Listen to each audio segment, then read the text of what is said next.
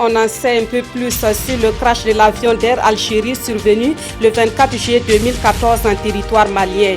Des experts judiciaires ont sorti un rapport qui fait ressortir des manquements, notamment sur les qualités professionnelles des pilotes.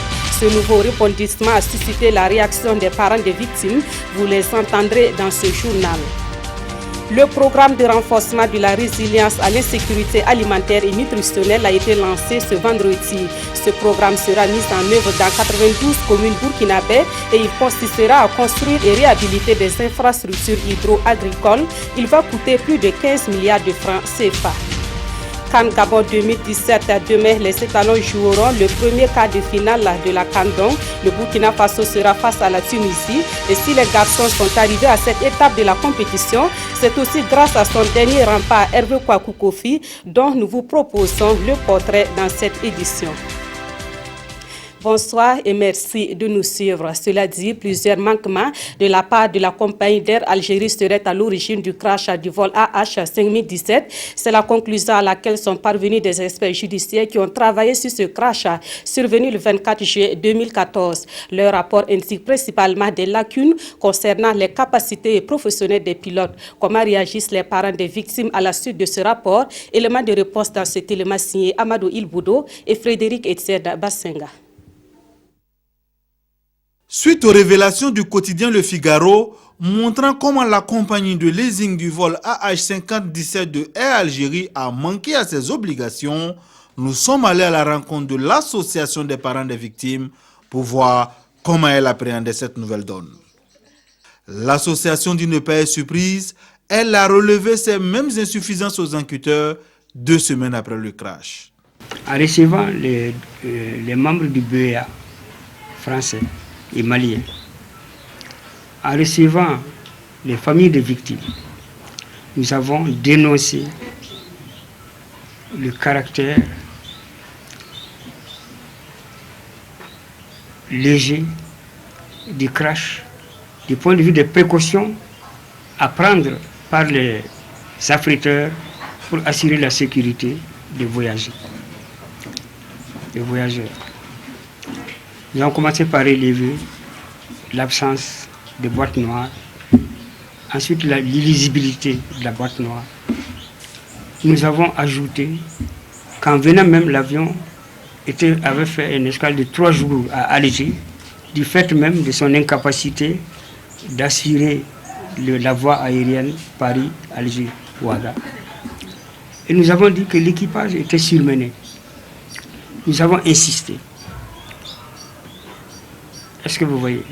Et nous avons relevé que mieux ou pire pour nous, le pilote et son commandant adjoint étaient des pilotes à la retraite. Et que l'adjointe, qui était une femme, s'occupait de garderie d'enfants. Pour l'association des parents des victimes, cette confirmation sonne comme un assassinat, d'autant plus qu'il y a une volonté manifeste pour elle de cacher la vérité. Dans la semaine où le crash a eu lieu, tous les responsables d'Air Algérie, de Paris à Alger, ont été mutés de leur poste, pour qu'on ne puisse pas prendre des témoignages de leur vécu dans le cadre de ce crash-là. Notre réaction, c'est simple, pour vous répondre. Nous sommes indignés, nous sommes toujours choqués, nous sommes blessés au niveau de l'association des victimes de ce crash-là. Parce que non seulement, non content d'avoir trucidé nos proches, on nous a servi sur des mensonges, et on a dissimulé la vérité dans ces drames-là. L'association dit avoir saisi plusieurs juridictions et sera plus regardante et plus exigeante. En plus de la vérité, elle réclame les restes non identifiables de ses proches retenus à Bamako. Ce communiqué de la direction de la communication de la présidence du Faso avant de continuer. Le président du Faso, son Excellence M. Roch-Marc Christian Kaboré, prendra part du 29 au 31 janvier 2017 à la 28e session ordinaire de la conférence des chefs d'État et de gouvernement de l'Union africaine à Addis Abeba en Éthiopie, en plaçant le sommet sous le thème « Exploiter les dividendes démographiques grâce à des investissements dans la jeunesse ». Les chefs d'État et de gouvernement du continent veulent réfléchir aux voies et moyens pour faire de la jeunesse le véritable moteur de développement de l'Afrique. En dehors de l'élection du nouveau président de la Commission de l'Union africaine et du renouvellement général de tous ses organes, le sommet abordera, entre autres questions majeures, la réforme institutionnelle de l'Union, la demande d'admission du Royaume du Maroc et l'adoption du budget 2017. En marge des travaux du sommet des chefs d'État, le président du Faso aura des entretiens avec des partenaires bilatéraux et multilatéraux du Burkina Faso. Suite de cette édition, renforcer la coopération entre les populations locales et les forces de défense et de sécurité, c'est une des stratégies à utiliser pour venir à bout de l'insécurité au Burkina Faso, selon le CGD, le Centre pour la gouvernance démocratique. Sur le sujet, le CGD a organisé une conférence publique hier à Ouagadougou, conférence à laquelle ont pris part des acteurs de la société civile, de l'administration publique et privée et des forces de défense et de sécurité. On fait le point avec Paul David Bambara, Dimitri Badini et Zubaviel David Dabiri. La participation citoyenne est un impératif dans la lutte contre l'insécurité. Et le CGD, le Centre pour la gouvernance démocratique, s'inscrit dans la dynamique de sensibilisation à travers cette conférence. Il s'agit pour ces acteurs de la société civile d'apporter leur contribution aux débats actuels sur la problématique. Nous avons voulu justement réfléchir à cette participation-là, à la politique de sécurité, en nous appuyant sur un élément très simple qui est le décret qui met en place justement la police de proximité. L'insécurité humaine et l'extrémisme violent sont deux thèmes disséqués au cours de cette conférence par le professeur Augustin Loada. Pour le communicateur, la participation des citoyens dans la mise en œuvre d'un plan de sécurité efficace est indéniable. Aujourd'hui, il y a eu une inflexion dans la conception que nous avons aujourd'hui, en tout cas de la politique de sécurité, avec le concept de gouvernance, la participation des citoyens à la mise en œuvre des politiques publiques, y compris la politique de sécurité. Quant au commissaire de police Roger Ouedraogo, il s'est étalé sur la police de proximité. Pour une collaboration efficace entre forces de sécurité et population, dit-il, de nouvelles mesures sont mises en place. Le nouveau dispositif prévoit donc la définition essentiellement de deux structures principales. Nous avons les structures communautaires de sécurité qui vont être créées donc, sur la base du régime juridique qui régit les associations. Et Roger Ouedraogo de conclure que l'adhésion totale des forces d'autodéfense à ce nouveau dispositif nécessite encore des sensibilisations sur le terrain.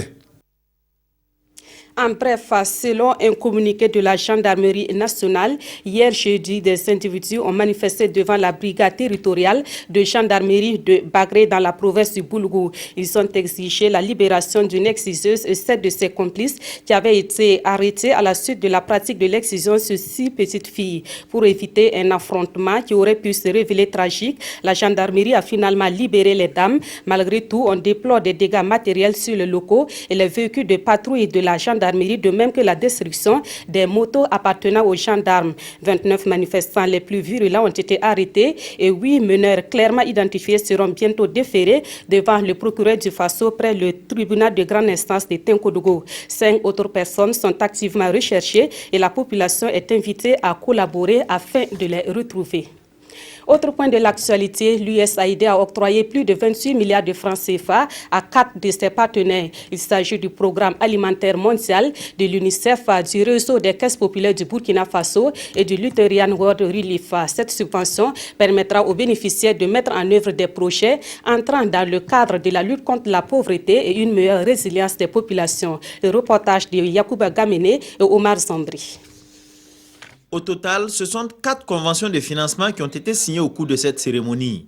Ainsi, l'USAID met un montant à répartir de plus de 28 milliards de francs CFA à la disposition du PAM, de l'UNICEF, du Lutheran World Relief et du réseau des caisses populaires pour lutter contre la pauvreté et améliorer la résilience des populations. Et tous ceux vont agir dans des domaines différents pour utiliser les ressources des contribuables américains pour engager sur le terrain pour les plus vulnérables ici au Burkina Faso. C'est à travers donc la signature de conventions que nous matérialisons effectivement nos relations de coopération avec donc nos partenaires techniques et financiers et que par ce fait nous mobilisons les ressources qui permettent de mettre en œuvre donc, les actions sur le terrain. L'amélioration de l'agriculture, la lutte contre la malnutrition, l'accessibilité des fonds aux cultivateurs, voici entre autres les projets qui seront financés grâce au concours financier de l'USAID. Ce que nous avons reçu, c'est environ 9 milliards de francs CFA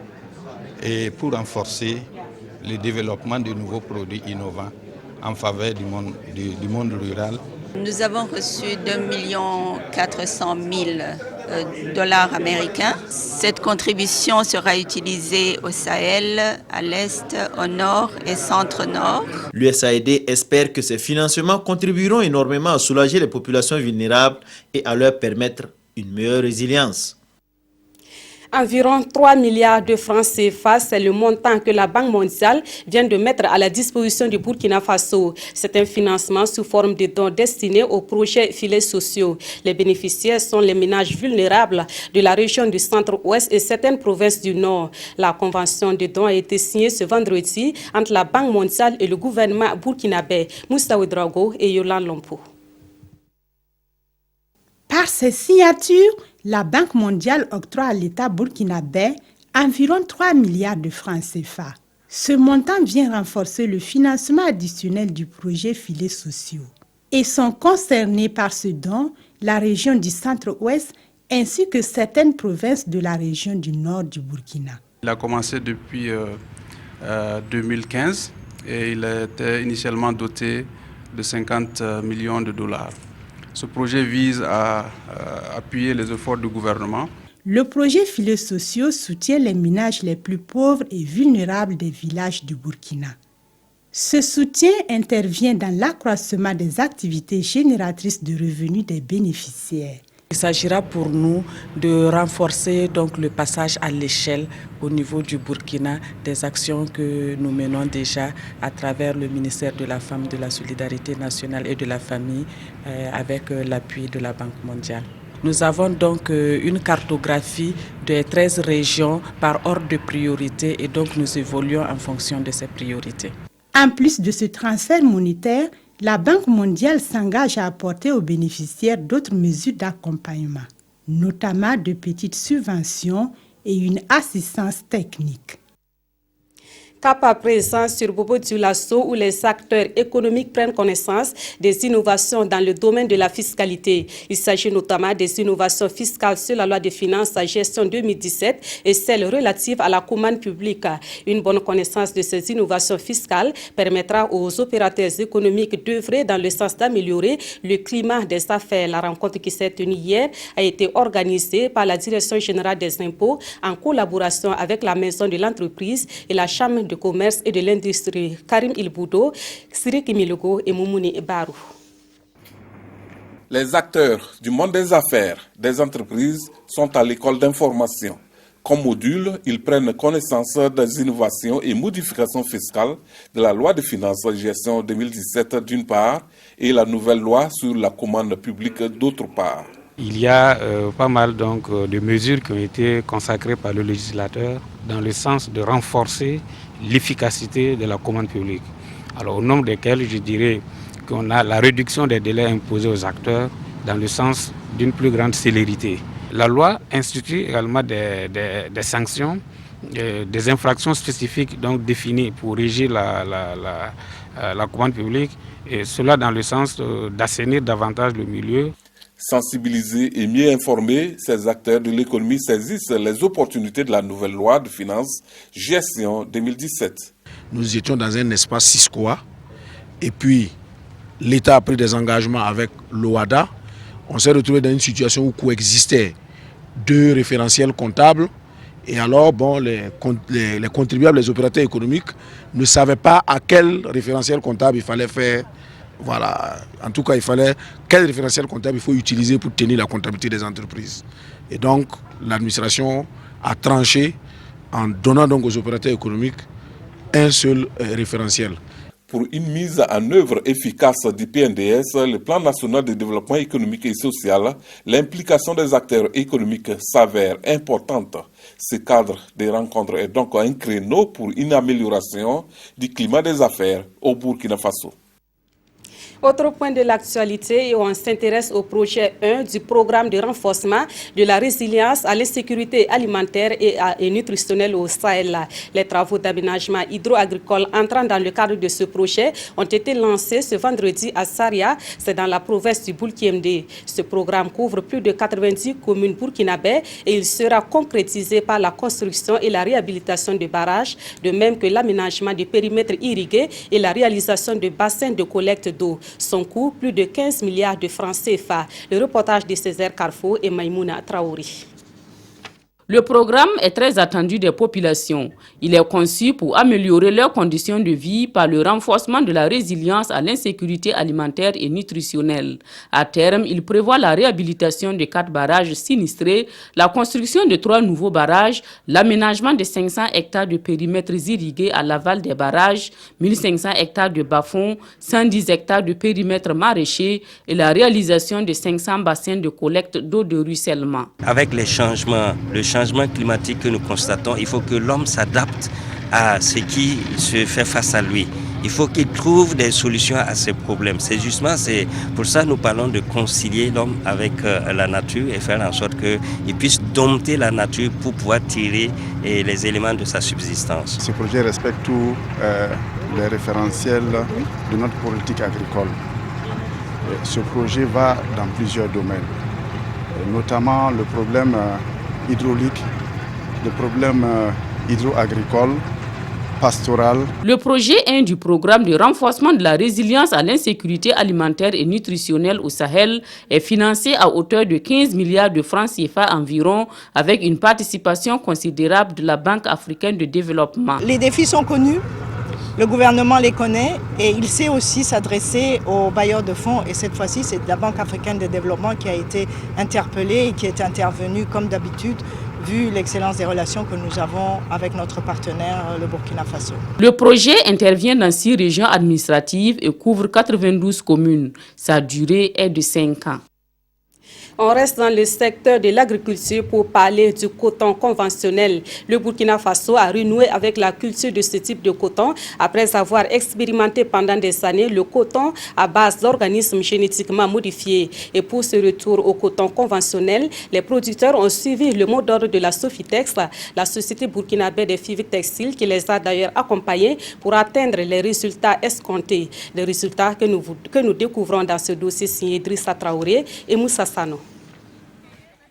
Pour sa première campagne 100% coton conventionnel, la principale société cotonnière du Burkina, la Sofitex, peut s'estimer heureuse.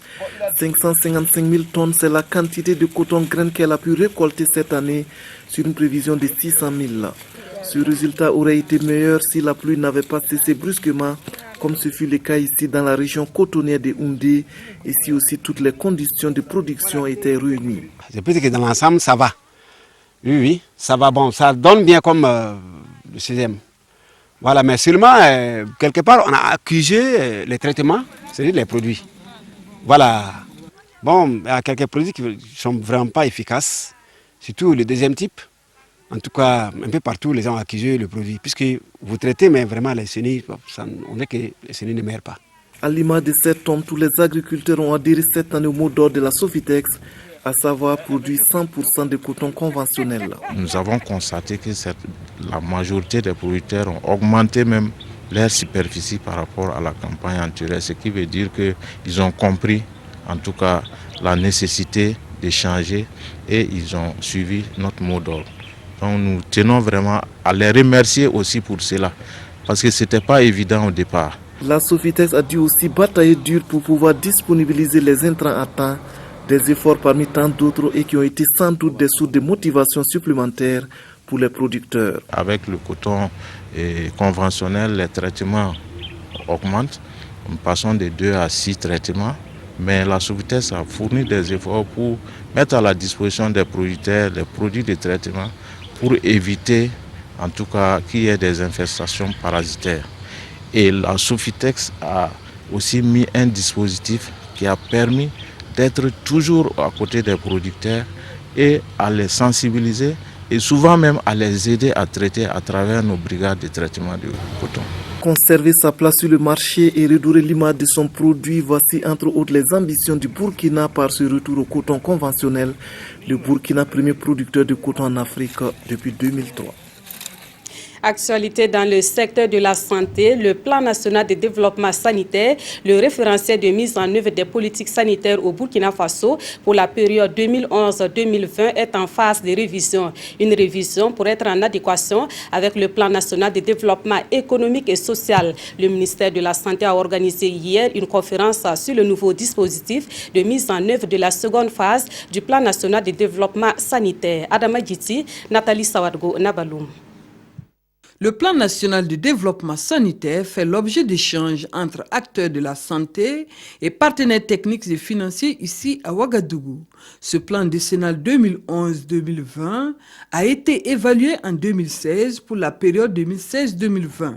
Et il sera question pour ces acteurs techniques et financiers de le relire au regard des résultats de la première phase et des exigences du plan national de développement économique et social du gouvernement. C'est une conférence, comme on dit, des partenaires techniques financiers dans le secteur de la santé pour essayer de partager notre nouvelle vision donc, du développement sanitaire du système de santé et également commencer d'ores et déjà les plaidoyers donc, pour avoir les accompagnements nécessaires aussi bien techniques que financiers de nos partenaires traditionnels et aussi mobiliser d'autres partenaires qui seront certainement convaincus par la cohérence du programme que nous soumettons à leur adhésion. Plusieurs réformes ont été introduites pour la mise en œuvre efficace du PNDS. Ce sont entre autres la mise en place d'un nouveau dispositif des organes de dialogue et de production comme cadre sectoriel de dialogue chargé de l'orientation politique. D'autres types de réformes mettent un accent particulier sur la gestion axée sur les résultats, la coordination des activités de la gratuité et l'accompagnement de la mise en œuvre de l'assurance maladie universelle. Et la lutte contre la tuberculose est bien inscrite dans le programme national de développement sanitaire puisque pour 2017, un plan de lutte contre cette maladie a été élaboré. Ce plan est soumis depuis ce vendredi à l'examen des acteurs du système sanitaire du Burkina Faso. Ils vont identifier les forces et les faiblesses de ce plan afin de mieux coordonner la lutte contre la tuberculose qui continue de faire des victimes au Burkina Faso. Jean Zongo et Aruna Mari. Environ 5600 cas de tuberculose notifiés au Burkina en 2015. Ces chiffres sont du ministère de la Santé et commandent des stratégies innovantes de lutte contre cette maladie. C'est dans cette optique que ces acteurs nationaux de la santé, appuyés ici par des partenaires techniques et financiers, vont plancher sur la revue externe 2017 du programme national de lutte contre la tuberculose. Dans la mise en œuvre d'un programme, il est tout à fait indiqué que de façon périodique, nous puissions nous arrêter pour voir quels ont été les acquis qui ont été engrangés, quels ont été les résultats qui ont été engrangés et quelles sont aussi et surtout les insuffisances qui sont notées à l'effet de faire des propositions, des recommandations pour une lutte beaucoup plus optimale. La tuberculose est inscrite au rang d'urgence sanitaire mondiale par l'OMS. Au plan national, la lutte enregistre des progrès mais connaît des difficultés. L'accès au diagnostic. Pour le moment, on est convaincu qu'il y a un certain nombre de malades de la tuberculose dans la communauté qui ne sont pas encore retrouvés, identifiés pour commencer le traitement.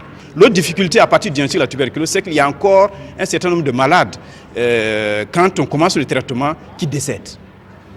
Ou certains, quand on commence le traitement, au bout d'un certain temps, on ne les voit pas. Les recommandations de la revue externe vont servir à bâtir le nouveau plan stratégique 2018-2022 de lutte contre la tuberculose.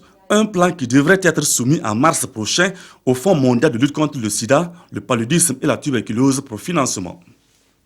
Actualité hors du Burkina Faso, le président élu de la Gambie, Adama Barrow, est arrivé à Banjul hier jeudi. Son retour intervient 11 jours après son exil au Sénégal, le temps que l'ex-président Yaya Jammeh accepte de quitter le pouvoir. Il a été accueilli par une foule en liesse dans la capitale gambienne. Adama Barrow est de retour en Gambie. Le nouveau président gambien est arrivé ce mardi à Banjul en provenance de Dakar au Sénégal. Barrow y avait trouvé refuge alors que son prédécesseur Yaya Jammeh refusait de lui céder le pouvoir. tout de blanc vêtu, le nouveau premier citoyen gambien a été reçu par plusieurs cadres de la coalition qu'il a porté au pouvoir et le corps diplomatique. Des milliers de Gambiens l'ont acclamé tout au long du parcours qui le menait à son domicile. Je suis très heureux aujourd'hui parce que nous recevons notre nouveau président, le président Adama Barrow. Nous nous attendons à ce qu'il crée beaucoup d'emplois pour les jeunes, pour que le taux d'emploi puisse augmenter et augmenter encore. Je suis ici pour souhaiter la bienvenue à mon président. Nous sommes très heureux de recevoir le président de la 3e République de Gambie qui est Adama Barrow. Aujourd'hui, c'est notre jour le plus heureux. Vainqueur de la présidentielle du 1er décembre dernier, Adama Barrow a été contraint de prêter serment le 19 janvier à l'ambassade de Gambie à Dakar du fait de l'obstination de Jammeh de vouloir s'accrocher au pouvoir. Sous la pression de la CEDEAO, l'ancien homme fort de Banjul s'est exilé en Guinée équatoriale, laissant son successeur impayé Zang. Ce mardi, le nouveau président a demandé aux troupes de la CEDEAO venues le protéger de rester dans le pays pendant 6 mois. Le Chili est confronté à de gigantesques incendies depuis près d'une semaine. On compte déjà une dizaine de morts parmi les secouristes, de même que des forêts et des quartiers entiers ravagés. Le pays fait face à des records de chaleur qui seraient à l'origine de ces incendies. Depuis une semaine, le Chili combat sans relâche contre les flammes. 10 morts, des milliers de personnes évacuées, des villages rasés. Le pays est confronté à des feux de forêt qualifiés par la présidente Michelle Bachelet de pires désastres forestiers de l'histoire du Chili. Certaines localités ont été totalement détruites, comme le village de Santa Olga, situé à près de 300 km au sud de Santiago, la capitale chilienne. Ici, pas de pertes humaines, mais des dégâts matériels considérables. Les flammes ont tout ravagé, dit cet habitant. Nous avons lutté pendant 2 jours avec mes voisins en créant des pare-feux dans toute la région. Les flammes se sont propagées dans 7 régions du centre et du sud du pays. Ce sont les localités rurales, là où vivent essentiellement des agriculteurs et des éleveurs de bétail, qui sont les plus touchés. Le feu a détruit plus de 300 hectares de notre exploitation et une ferme aux oiseaux. Il a tué 25 000 poules prêtes à pondre. Plus de 4 000 personnes, pompiers, enquêteurs, carabiniers, militaires et civils sont mobilisés pour venir à bout des incendies. La France, comme une dizaine d'autres pays, a envoyé des renforts pour épauler les volontaires déjà sur le terrain. En actualité sportive, la journée de demain sera une fois de plus décisive pour les étalons à la CAN. Les étalons seront face à la Tunisie pour le premier match des quarts de finale de la CAN sous le coup de 16 heures. Et si l'équipe burkinabé est arrivée à cette étape de la compétition, c'est aussi grâce à son dernier rempart, Hervé Kwaku Kofi. À 20 ans, il est aujourd'hui l'espoir de tout un peuple qui est le gardien de but des étalons, suivant son portrait réalisé par Jean-Modeste Ouedraogo. Ce jeune gardien de but est au centre de toutes les attentions à la CAN 2017. Son nom, Hervé Kwaku Kofi. Le dernier rempart des étalons a multiplié les exploits en phase de poule au point de devenir le chouchou de tout un peuple, l'homme providentiel. Dans la surface de réparation, ça revient quand même dans la surface avec Aubameyang. Il vient tout lancer, il rate le but de Denis Bouanga. Oh, ce ballon qui est contré. La parade de Kwaku Kofi vigilant alors que... Né le 16 octobre 1996 à Bobo-Dioulasso, Hervé Kwaku, fils de Yassine Kofi, ancien international burkinabé, ex-capitaine puis entraîneur de la SFB, est surtout caractérisé par son humilité. Formé au centre Nouaga Ouedraogo de Bama, il rejoint le Racing Club de Bobo-Dioulasso en 2013. Après seulement 2 saisons chez les Tigres de Diara-Dougou, il est couronné champion du Burkina et meilleur gardien du Faso Foot saison 2014-2015. Dans la même année 2015, il atteint la finale aux Jeux africains de Brazzaville chez les moins de 23 ans. À l'intersaison 2015, le jeune gardien de but dépose ses valises au bord de la lagune Ébrié à la SEC d'Abidjan. À seulement 20 ans, son talent est énorme et les éloges à son endroit ne tarissent pas. Après 3 matchs en phase finale de la CAN, les observateurs les plus avisés lui prédisent un avenir radieux. Heureusement, l'aventure continue pour Hervé Kofi Kwaku et les étalons de Burkina Faso. Face à la Tunisie en quart de finale, le garçon aura l'occasion de démontrer encore une fois aux yeux du monde qu'il peut porter les espoirs de tout un peuple sur ses épaules. Du haut de son mètre 83, la trajectoire du jeune gardien de but des étalons semble toute tracée. Désormais, appelez-le Hervé le Chat. Voilà, on lui souhaite une très belle carrière et surtout bonne chance aux étalons pour le match de demain. Le match qui aura lieu demain donc sous le coup de 16h rappelle un certain quart de finale de la CAN 1998. Voilà, et c'est dans la revue de presse signée Vincent Tchendrebiogou. Une affiche qui nous rappelle Burkina 98, nous indique l'observateur Palga. Le Burkina Faso contre la Tunisie et il faut rééditer l'exploit. En 98, le match s'était terminé sur un score d'un but partout et c'est après les tirs au but que les étalons avaient eu raison des Aigles de Carthage avec 8 tirs marqués contre 7. Les étalons devraient s'appuyer sur ce fait pour négocier un résultat positif qui leur ouvrirait la porte des demi-finales, ajoute le journal. Burkina-Tunisie, c'est tout ou rien et il faut nécessairement déplumer les Aigles, écrit aujourd'hui au Faso, qui croit que les étalons en ont les moyens. Une écurie forte de son avantage psychologique, de son mental et de la solidarité agissante, commande ce journal. Le pays fait une analyse des forces et faiblesses des deux équipes. Les Tunisiens font preuve d'un bon collectif et sont prolifiques en but, 6 buts marqués en phase de poule, mais présentent une défense perméable, 5 buts encaissés dans la même phase, souligne le journal. Voilà qui doit intéresser les étalons qui, en plus de la bonne défense, ont un atout offensif qui ne devrait pas peiner à se concrétiser. Alors, il faut rester concentré. Il faut aussi compter avec le 12e homme, toujours dans le pays. Les supporters, plus que mobilisés, s'activent dans leur quartier général. Et avec eux, leur marabout, rapporte Sidoya. Un marabout qui croit connaître déjà l'essentiel de la CAN 2017. Pas de doute, la coupe ira au Burkina Faso, affirme-t-il dans les colonnes du journal.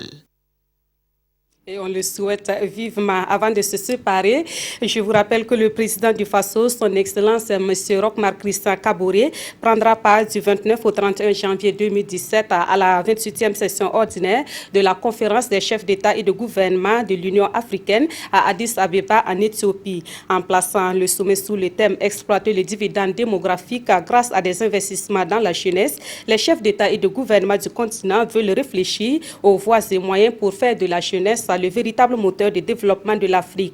En dehors de l'élection du nouveau président de la Commission de l'Union africaine et du renouvellement général de tous ses organes, le sommet abordera entre autres questions majeures la réforme institutionnelle de l'Union, la demande d'admission du Royaume du Maroc et l'adoption du budget 2017. En marge des travaux du sommet des chefs d'État, le président du Faso aura des entretiens avec des partenaires bilatéraux et multilatéraux du Burkina Faso. Voilà, c'est la fin de cette édition. Merci de l'avoir suivi et merci de rester fidèle au programme de la RTV.